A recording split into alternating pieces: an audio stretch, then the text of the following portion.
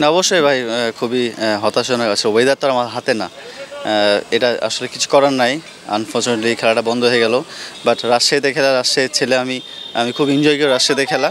আর অনেকদিন পর যত খেলা, একটা এক্সাইটমেন্ট কাজ করে সবার ভিতরে, দর্শকরাও এক্সাইটমেন্ট কাজ করে।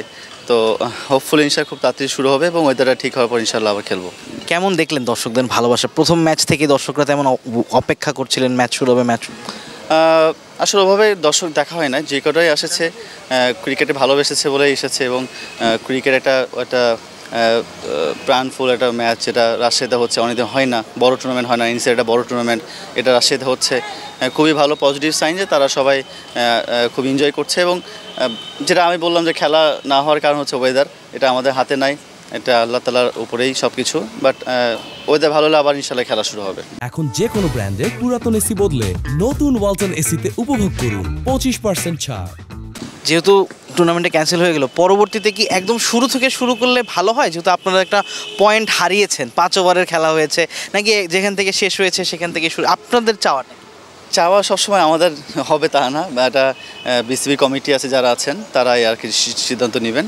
তো ওরা যেটা নেবে তারা দিয়ে আমাদেরকে খেলতে হবে। বাট কিছু করে না, যেটা হবে সেটাই সবসময় ভালোই হবে। নিজের ইনিংসটা নিয়ে যদি বলতেন, লাস্ট ম্যাচে 3টা ছক্কা মারলেন শেষ ওভারে এসে, একটু কনফিডেন্স মনে হচ্ছিল? কনফিডেন্সটা অবশ্যই মনে হচ্ছিল, বিকজ আমি লাস্ট 4 মাস খেলেছি, আমার প্র্যাকটিসটা করেছি, ফিটনেসটা করেছি, ওভারঅল সব প্র্যাকটিসটা করে এখানে এসেছি।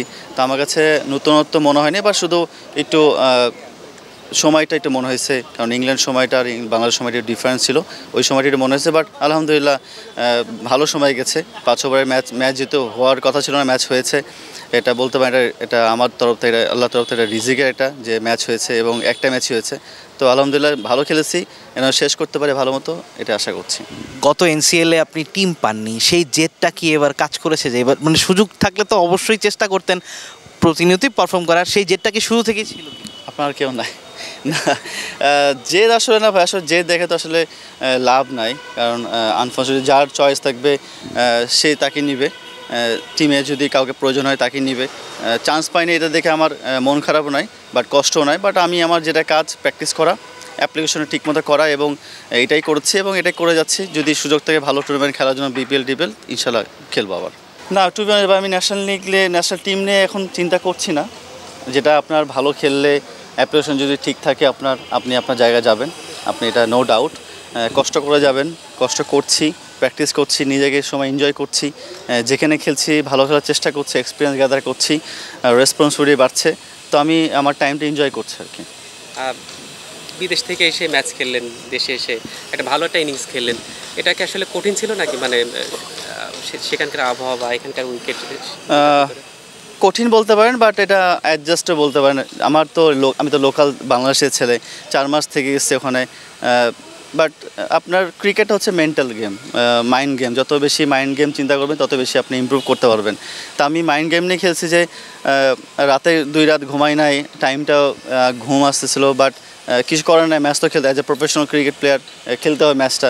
তো আমি আমার ম্যাচটা জাস্ট খেলেছি এবং খেলে বাসায় যাবার ঘুমাইছি। তো আমি জাস্ট আমার টাইমটা এনজয় করেছি। রাজশাহীর যেহেতু খেলা, রাজশাহীর লোকাল ছেলে, রাজশাহীতে খেলা হয়েছে, এটা একটা ভালো দিক। বাট টাইম এনজয় করেছি ভাইয়া। আজকের ম্যাচটা নিয়ে কিছু বলার আছে? বাংলাদেশ আফগানিস্তান এশিয়া কাপের না, কিছু করার নেই, but do or die match. Bangladesh always do or die ম্যাচে ভালো খেলে। আই হোপ যে তারা ভালো খেলবে এবং ইনশাল্লাহ আমরা সেমিফাইনাল রিচ করতে পারবো ইনশাল্লাহ। আমরা এখানে আসার আগে এমকেএস এর ফ্যাক্টরিতে গিয়েছিলাম এবং তারা জানালেন যে এবার সাব্বির রহমান এমকেএস দিয়ে খেলা শুরু করবেন। বিষয়টি আমি এমকেএস দিয়ে খেলি, টুকটাক 2-একটা ম্যাচ খেলি। স্টিকার লাগিয়ে খেলে, ব্যাট দিয়ে খেলি না। বাট ওরা বলেছিল ব্যাট দেওয়ার জন্য, বাট আনফর্চুনেটলি ব্যাট নেওয়া হয় নাই। তো কোনো সুযোগ পেলে আমি এমকেএস ব্যাট দিয়ে খেলবো ইনশাল্লাহ। Thank you.